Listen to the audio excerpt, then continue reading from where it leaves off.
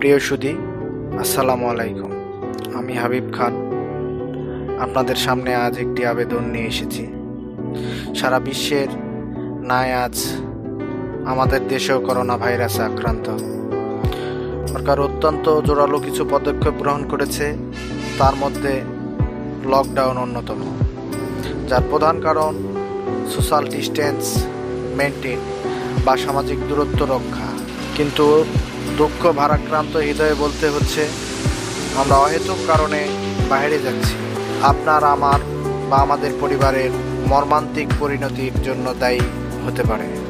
কাজেই সবাই ঘরে থাকি, সুস্থ থাকি ও পরিবার আপনজনদের সুস্থ রাখি। ধন্যবাদ সবাইকে।